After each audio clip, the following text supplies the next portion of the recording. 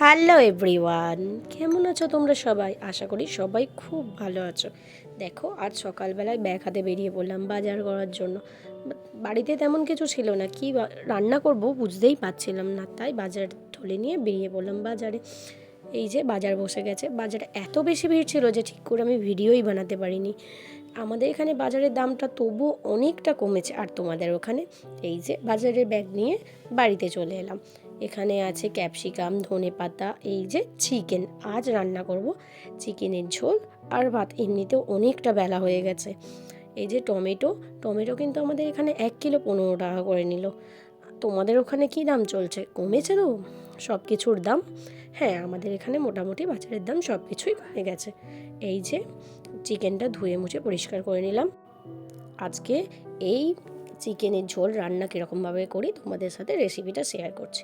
কড়ার মধ্যে একটু তেল দিয়ে দিলাম। এবার তেলটাকে ভালো করে গরম করব। হ্যাঁ, আজকে আমি চিকেনের ঝোলটা একটু আলু দিয়ে বানাবো, নতুন আলু দিয়ে। তাই আলুটা লাল লাল করে ভাজতে বসিয়ে দিলাম। আলুর মধ্যে কিন্তু নুন হলুদ পরিমাণ মতো দিয়ে লো টু মিডিয়াম হিটে আলুটা যতক্ষণ না ব্রাউন কালার হচ্ছে ততক্ষণ আমি ভেজে নেব। ততক্ষণ কিন্তু আমি ভাজতে বসিয়ে দেবো। হ্যাঁ, আলুটা কিন্তু চাপা দিয়ে ভাজলে আলুটা সেদ্ধও তাড়াতাড়ি হয়ে যাবে। আর এই চিকেনটা একবার রান্না করে দেখো বন্ধুরা, দারুণ টেস্ট হয়। আমি নিজে করেছি বলে বলছি না, আমি জানি চিকেনের ঝোল অলরেডি অনেকভাবে রান্না করো, কিন্তু এটা খুব সুন্দর অসাধারণ স্বাদের হয়। এখানে পেঁয়াজ ক্যাপসিকামটা আমি নিয়ে নিয়েছি, আর মশলার মধ্যে আদা রসুন কাঁচা লঙ্কা আর একটা ছোট পেঁয়াজ আমি পেস্ট করে নেব। তেল হয়ে গেছে, আলুটা ভাজা হয়ে গেছে এবং তেল হয়ে গেছে। তেলের মধ্যে তেজপাতা দিয়ে আমি পেঁয়াজটাকে দিয়ে দিলাম। পেঁয়াজটা যতক্ষণ না নরম এবং ব্রাউন কালার হয়ে আসছে ততক্ষণ পর্যন্ত কিন্তু আমি পেঁয়াজটা ভাজতে থাকবো। আর আমি সব রান্নায় একটু নুন আর একটু হলুদ ফেলেই রান্না করি, তাই পেঁয়াজটা নরম হওয়ার জন্য নুনটা দিয়ে দিলাম। দেখো, পেঁয়াজের কালারটা একটু ব্রাউন কালার চলে আসতে আমি এর মধ্যে ক্যাপসিকামটা তুলে দিলাম।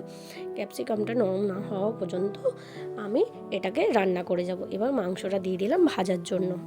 এটা তোমরা আগে মশলাটা কষিয়েও করতে পারো, কিন্তু আমি এখানে মাংসটা ভাজার জন্য দিয়ে দিলাম। তাতে একটা স্বাদটা অন্য হয়, আর মাংসটাও কিন্তু ভাজা ভাজা সুন্দর হয়।